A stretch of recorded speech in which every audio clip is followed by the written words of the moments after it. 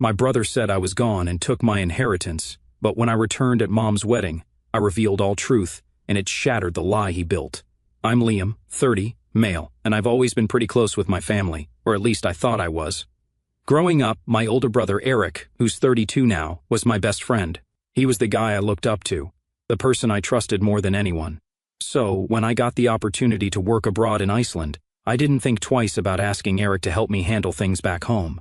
The job was something I couldn't pass up. I've always loved maps, and I landed this gig as a digital cartographer, which basically meant traveling to remote parts of Iceland to survey land and create detailed maps. The work was intense but amazing. The catch? I'd be in some pretty isolated areas with spotty communication. Sometimes I'd go weeks without any phone or internet access. Before leaving, I signed a power of attorney over to Eric so he could handle my property and bills while I was away. He seemed happy to help. We even had this big send-off dinner where he told me how proud he was. Looking back, it's like a punch in the face remembering how sincere he seemed. Anyway, I settled into life in Iceland, and things were going great. My days were spent hiking, exploring glaciers, and charting landscapes that felt otherworldly. I'd check in with my family whenever I could, but it wasn't often. For the past 3 years, it was Eric whom I contacted back home, as he was the only one available. The time zone differences and bad service made it tough, and everyone seemed to understand that, as Eric would tell me when I only heard about family from him. One time, my camera broke. I was documenting the areas I mapped, and without it, I couldn't do my job properly. So I trekked to Reykjavik, the nearest city, to get it fixed. While I was there, I figured I'd take the chance to check on emails, social media, and all that. I hadn't been online in over 2 years except for the times I contacted Eric, so I was expecting the usual updates from friends and family. What I wasn't expecting was to find my own memorial post. It was surreal. My cousin had posted a long message about how I'd always be in their heart, and it was full of photos from what looked like a funeral. There were people I didn't even recognize commenting things like, "He was taken too soon and rest in peace, Liam." My stomach sank. At first, I thought it had to be some kind of mistake, like maybe someone hacked my account or it was a weird joke. But as I scrolled further, I found more posts. My mom had shared a picture of me from high school with a caption that said, "Not a day goes by that I don't miss you." I called her immediately. It went straight to voicemail. Then I called Eric. Same thing. I didn't know what else to do, so I messaged a couple of my friends, and one of them finally replied. His name's Jake. We've been tight since college. I asked him what the hell was going on, and he responded with a single question. "Dude, is this really you?" It took a few back and forths, but eventually I convinced him I wasn't a ghost or something. That's when he dropped the bomb. Eric had told everyone I died in a car accident in Iceland. He'd even produced some kind of fake police report and claimed the local authorities couldn't recover my body because of the terrain. Jake was livid. He said he'd always thought it was strange that Eric handled everything so quickly, like the funeral arrangements and settling my estate. He didn't think it was his place to question it, though, and everyone had just accepted it because, well, why wouldn't they? Eric was my brother. He was supposed to care about me. I spent the rest of that day piecing together what had happened. My mom hadn't mentioned me in any recent posts, but I saw that she'd gotten engaged, and her wedding was in 2 weeks. That hit me harder than anything else. Eric had erased me from our family so thoroughly that my mom was moving on with her life without me. I booked a flight home for the next day. I didn't tell anyone. I didn't even know how I'd explain what happened, but I couldn't sit around while Eric walked away with everything. I didn't know yet how deep it all went, how much he'd stolen or how long he'd been planning it, but I knew one thing: I had to confront him. The flight home was a blur. I kept thinking about all the little things I told Eric before I left, how I trusted him to handle my property, how I joked about him being my stand-in while I was off living my dream. Every memory of our conversations felt tainted now. I didn't even sleep. I just kept scrolling through those memorial posts, reading the comments from people who genuinely thought I was gone. When I landed, I went straight to my house, the one Eric was supposed to be taking care of. But when I got there, it wasn't my house anymore. The locks had been changed. My name wasn't anywhere on the mailbox. I tried calling Eric again, but of course, he didn't pick up, so yeah. That's how I found myself standing in front of my mom's house, suitcase in hand, wondering how the hell I was supposed to explain that I wasn't dead. I couldn't just knock on the door and say, "Surprise!" That's when I decided to wait until the wedding. It wasn't the most thought-out plan, but I wanted to see Eric's face when he realized he couldn't keep this lie going. I still didn't know the full extent of what Eric had done at that point. All I knew was that he'd convinced my family I was dead and somehow managed to sell my house. All I knew was that my brother had betrayed me, and I wasn't going to let him get away with it. The next 2 weeks were the longest of my life. I stayed at a hotel and kept my head down, avoiding anyone who might recognize me. I didn't want Eric to get wind of me being back before I confronted him. I spent most of the time trying to figure out what I'd say when I saw him. Would I yell? Would I punch him? I didn't know. I just knew I had to do it. When the wedding day finally came, I didn't feel ready, but I knew I couldn't wait any longer. I had spent 2 weeks drowning in anger and confusion, replaying everything I knew about Eric's lies. The betrayal was like a fog that wouldn't lift, and the only thing I could think about was confronting him. Still, I didn't have a concrete plan. I just knew I had to be there.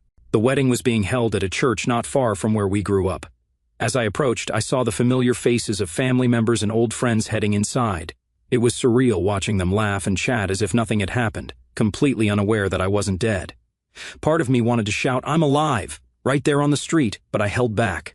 I wanted to time it perfectly. I waited until the ceremony was about to start. The doors to the church were still open, and I could hear the soft hum of music as people settled into their seats. My heart was racing as I walked up the steps. I felt like an outsider looking into a world I no longer belonged to, and it hurt more than I expected. Inside, the church was packed. I slipped into the back, unnoticed, and stood against the wall, scanning the room.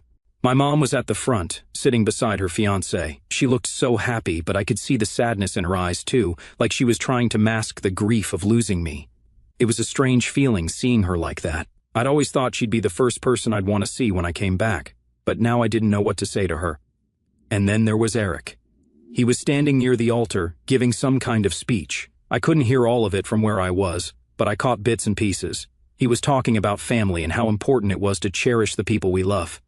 The hypocrisy of it made me sick. How could he stand there and say those things after everything he'd done? The moment I had been waiting for came when the officiant asked if anyone had any objections. My palms were sweaty and my heart felt like it was about to explode, but I knew this was it. I stepped forward, and my voice was louder than I expected as I said, "Well, yeah, I have an objection because I'm not dead." For a second, the entire room froze. It was like time itself had stopped. Then, all at once, chaos broke out. My mom gasped so loudly that it echoed through the church. Her fiancé turned to her, looking completely lost, and then back at me, as if trying to figure out if I was real. Eric, though.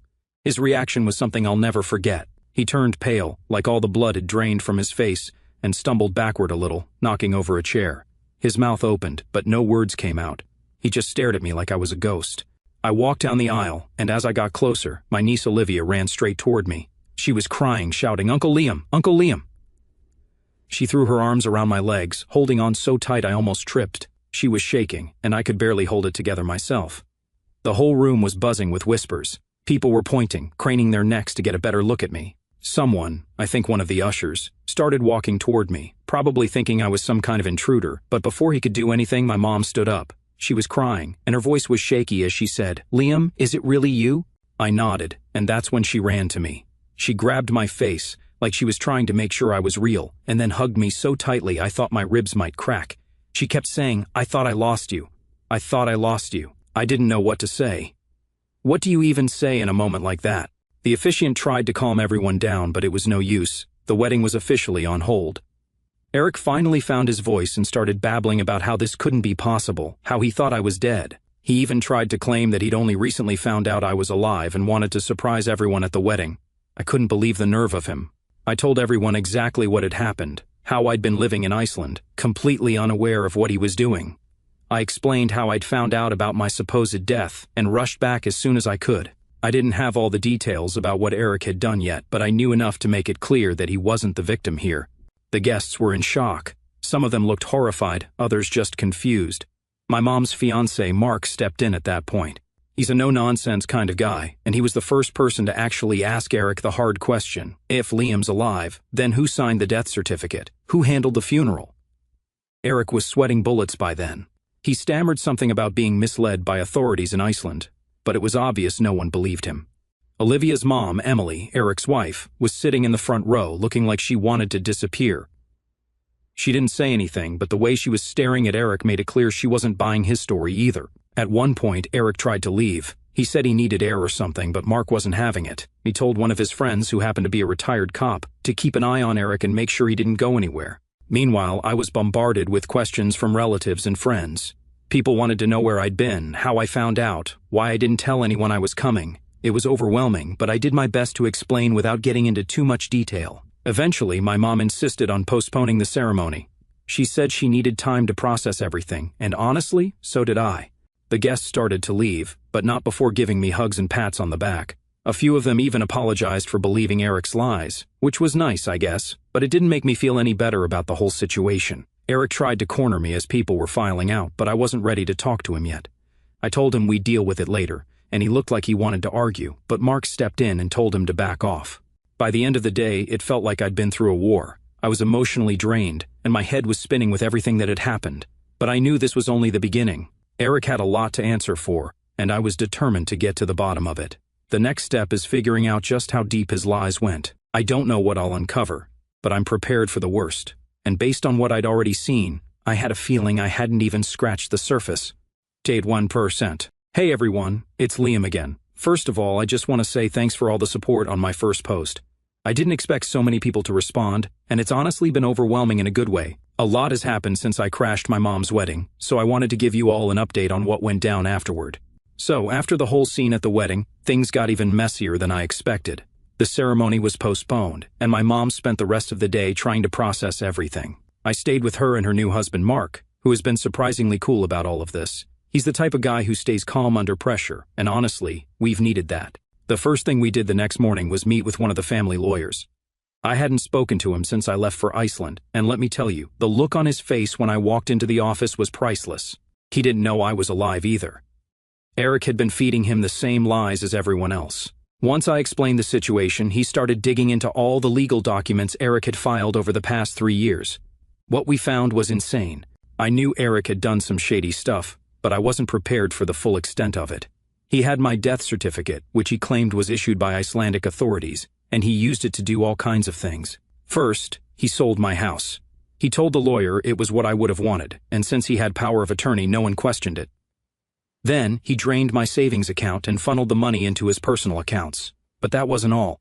Eric also took out loans in my name, big ones. He used my death as an excuse to get around the usual checks and balances, saying he was tying up loose ends in my estate. With that money, he bought himself a fancy new car, renovated his house, and even started a side business. The guy was living it up while everyone else thought I was gone. The worst part? He hadn't just hurt me. My mom told me she'd lent Eric money from her retirement fund because he said he was struggling to pay for my funeral and settle my debts. She didn't question it because, why would she? She thought she was helping honor my memory. Hearing that broke my heart. My mom has never been wealthy, and she's worked hard her whole life to save her retirement. To think that Eric used her grief to manipulate her like that is something I'll never forgive. After we got all this information, the lawyer suggested filing for a formal investigation. At this point, it's clear that what Eric did wasn't just immoral, it was illegal. The fake death certificate alone is a massive red flag, not to mention the fraud and identity theft. While we were sorting through all this, Eric decided to show up at my mom's house unannounced. I guess he thought he could talk his way out of everything, but it didn't go the way he planned. My mom refused to let him in, which was huge because she's the type of person who always gives people the benefit of the doubt. She told him that until he came clean about everything, she didn't want to see him. That didn't stop Eric from trying, though. He started yelling through the door, saying he was sorry and that it was all a misunderstanding. He even tried to blame me, saying I'd left him in an impossible situation and he'd done what he thought was best. I didn't even bother responding to that. It was obvious he wasn't sorry. He was just scared of getting caught. Things took another turn when Emily, his wife, called me later that day. She'd been quiet during the wedding chaos, but now she wanted to talk. She told me she'd been suspicious of Eric for a while, but didn't have any proof until recently. Apparently, she'd found a folder in their home office labeled Liam's Estate. Inside were all kinds of forged documents, including the fake police report from Iceland. Emily sounded devastated. She kept apologizing and saying she wished she'd seen the signs earlier. I told her it wasn't her fault. Eric had fooled everyone, not just her. She said she was filing for divorce and was willing to cooperate with the investigation. That was a relief to hear because honestly, I think her testimony could be crucial in taking Eric down. Right now, we're in the early stages of sorting out the legal mess. Our lawyer is working on getting my accounts unfrozen and tracking down the loans Eric took out in my name. It's going to be a long process, but at least we're making progress. Emotionally, though, it's been rough. I'm staying with my mom and Mark, which has been good. But there's so much tension in the house. My mom keeps blaming herself for not realizing something was wrong. I've told her over and over that it's not her fault, but I can tell she's still carrying a lot of guilt. As for me, I'm just trying to take it one day at a time. I've been reaching out to friends to let them know I'm alive, which has been awkward to say the least. Most people are shocked but happy to hear from me. A few have been pretty angry, saying I should have done more to keep in touch while I was abroad. I get where they're coming from, but it's hard to explain how cut off I was. Oh, and one more thing, I reconnected with Rachel, my ex-girlfriend.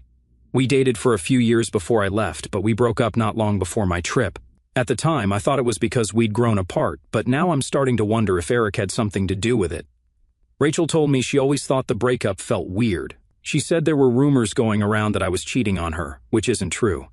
I'm starting to think Eric might have planted those rumors to push us apart. We're just talking for now, nothing serious, but it's nice to have someone who understands what I'm going through. She even said she'd be willing to help testify if it comes to that. Anyway, that's where things stand for now. There's still a lot to untangle, and I'm sure I'll find out even more as we dig deeper into Eric's lies. I'll keep you all updated when there's more to share. Thanks again for listening. It really means a lot. Update 2. Hey Reddit. After the wedding and everything that came to light, you'd think things couldn't get any worse. But as it turns out, Eric's lies ran even deeper than I'd imagined. Once the dust settled a bit, our lawyer started digging into the mess Eric had made, and what we uncovered was straight up mind-blowing. For starters, the inheritance from our grandfather wasn't just the trust fund we thought it was. There were investments, big ones, that had been set up decades ago. These were supposed to mature when both Eric and I turned 28, splitting the payout equally between us. That payout was massive, I'm talking millions. But thanks to Eric's schemes, he managed to get his hands on all of it. Here's how he did it. After I left for Iceland, he went through some old files in my house, the one I trusted him to manage, and found the paperwork about the inheritance. He figured out that if one of us were declared dead, the other would inherit the full amount. That's when he started plotting. From what we can piece together, Eric spent months setting everything up. He forged emails, created fake hiking permits to make it seem like I was constantly putting myself in danger, and even hired someone to create a fake police report about my death. The level of planning that went into this is honestly terrifying. But that's not the worst of it. Eric didn't act alone. Turns out Patrick was in on it. This is the same guy who handled most of our legal matters for years, someone my mom and I trusted completely. He helped Eric forge documents, file the fake death certificate, and even funnel the inheritance money into offshore accounts. Patrick played a huge role in making all of this possible. It gets worse, though. As the lawyer working with us now started unraveling the paper trail, we found out that Eric had been tampering with my life for years. I always thought I was just unlucky or bad at timing, but looking back, it's clear he was pulling the strings all along. Remember how I mentioned Rachel, my ex? Well, the lawyer found emails Eric sent to her from a fake account, pretending to be me. He'd made up this whole story about how I wasn't ready for a serious relationship and thought we should go our separate ways. Rachel had no reason to question it because the emails looked legit, and I was too busy prepping for Iceland to notice anything was off. And it wasn't just my personal life he messed with. Eric also sabotaged my career. Back when I was applying for jobs after college, I had a couple of interviews lined up with really great companies. I never heard back from them, and I figured I just didn't get the jobs. Well, guess what? Eric had been intercepting my mail and emails, canceling job offers on my behalf, and even trashing some of my applications. Finding all of this out was like getting punched over and over again. I started questioning everything, every missed opportunity, every failed relationship. How much of my life was actually mine, and how much of it had been quietly stolen by Eric? The most chilling part of all this was realizing how far back his resentment must go. I kept asking myself, why? Why would he do all of this? What did I ever do to him? My lawyer suggested it might have something to do with our grandfather's will. Eric always felt like he was the favorite, and I guess seeing that inheritance split evenly between us was too much for him to handle. But even if that's true, it's hard to wrap my head around. We were brothers. We grew up together. I looked up to him my entire life. I trusted him, and he used that trust to ruin me. Then there's my mom. She's been taking this even harder than I am. Finding out that not one but two people she trusted, Eric and Patrick, were behind this has completely shattered her. She keeps blaming herself for not seeing the signs, and no matter how much I tell her it's not her fault, I can tell she doesn't believe me. One thing that's been helping, though, is having Mark around. My mom's new husband is like a rock. He's been staying up late with me, going over documents and helping connect the dots. Mark even reached out to some of his old police contacts to make sure we had all the resources we needed to build a case.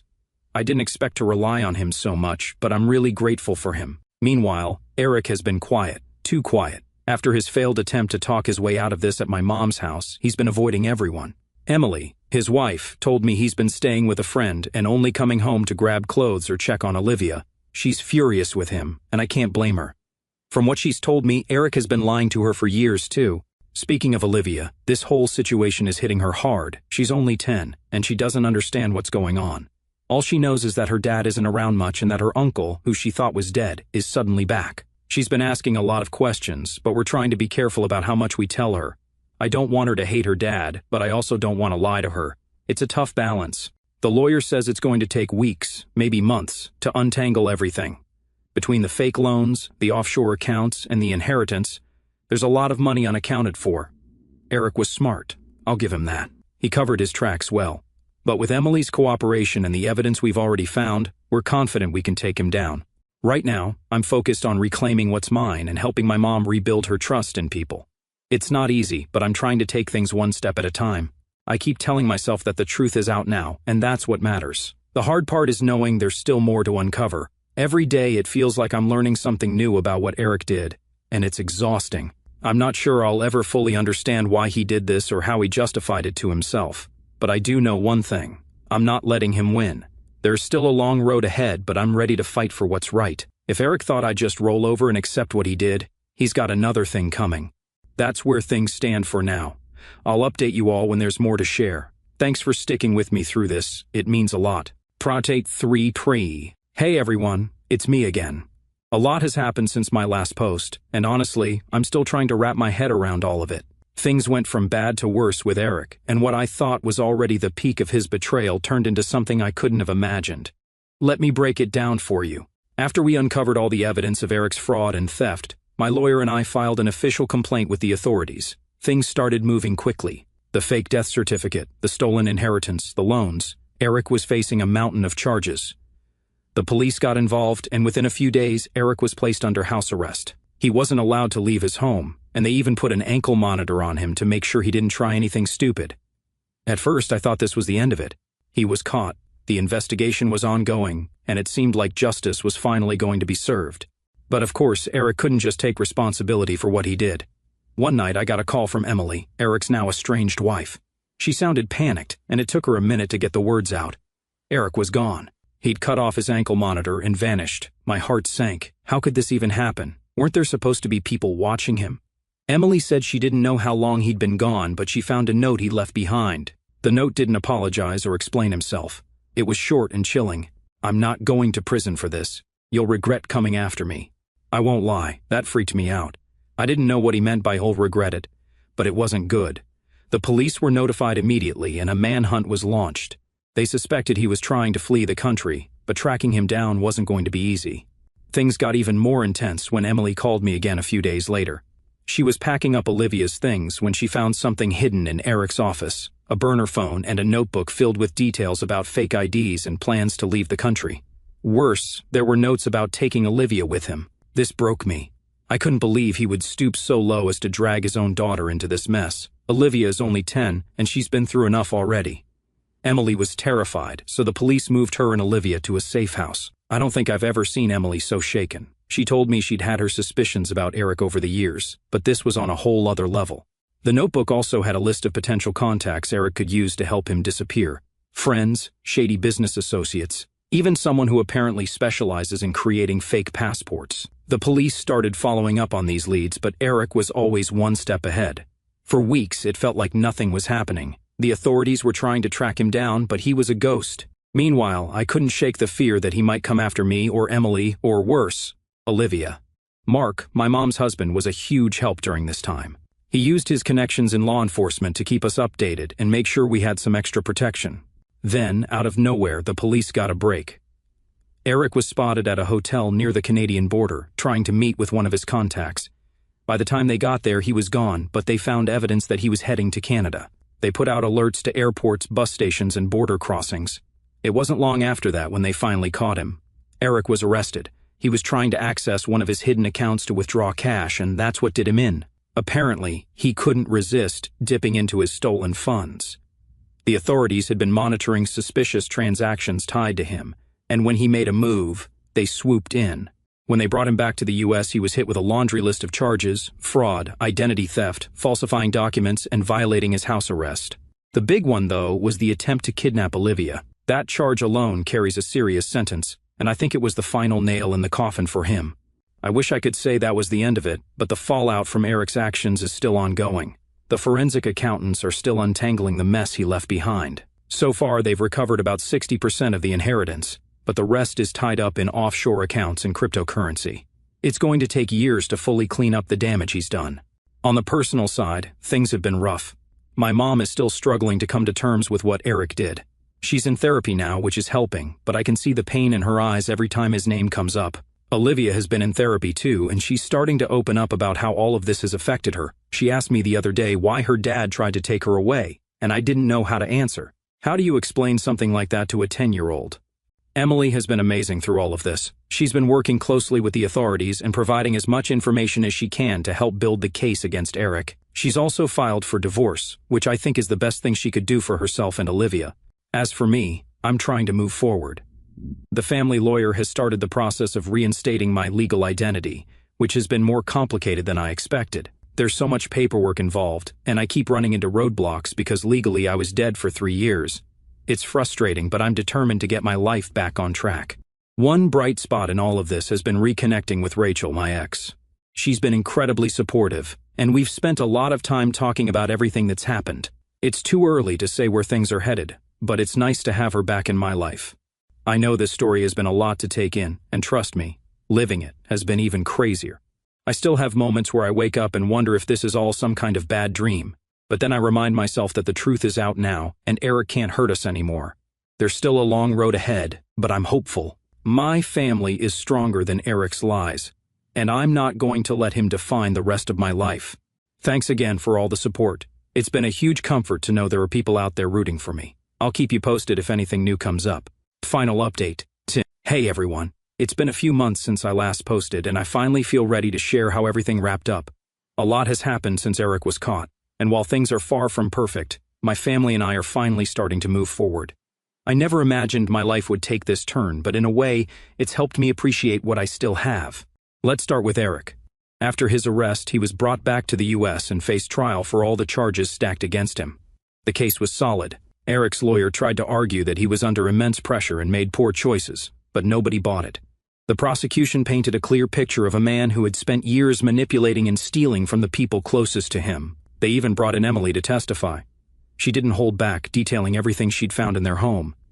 Seeing her take the stand was powerful, and it reminded me how strong she's been through all of this. The verdict was no surprise. Eric was convicted on multiple counts of fraud, identity theft, forgery, and attempted kidnapping. The judge didn't hold back during sentencing, calling his actions a calculated betrayal of trust. Eric was sentenced to 25 years in prison without the possibility of parole for at least 15. It's a long time, but honestly, I don't think any sentence could truly make up for the damage he caused. Now that Eric is out of the picture, the process of rebuilding has begun. The forensic accountants managed to recover most of the stolen inheritance. What's left of the money has been placed in a trust, split between Olivia and me. The company shares that were part of the inheritance have been returned to my control, which was a bit overwhelming at first. I never planned to run anything like this, but I've hired a great team to help me manage things. The company itself is doing surprisingly well, considering everything it went through.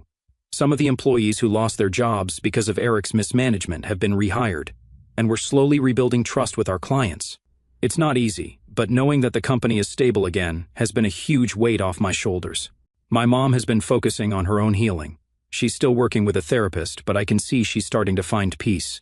A few weeks ago, she made the decision to legally change her last name to Marks, saying she didn't want to be associated with Eric anymore. It was an emotional moment for her, but I think it was the right choice. As for Emily and Olivia, they're doing well too. Emily finalized the divorce from Eric and has been working on creating a new life for herself and her daughter. Olivia is still in therapy, and while she's had some tough questions about her dad, she's handling things better than I expected. She started playing soccer and making new friends, which is great to see. One of the most unexpected things to come out of this is how close Emily and I have become.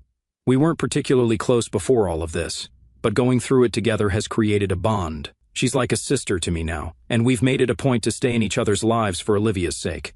On a personal level, I've been working hard to reclaim my identity, both legally and emotionally.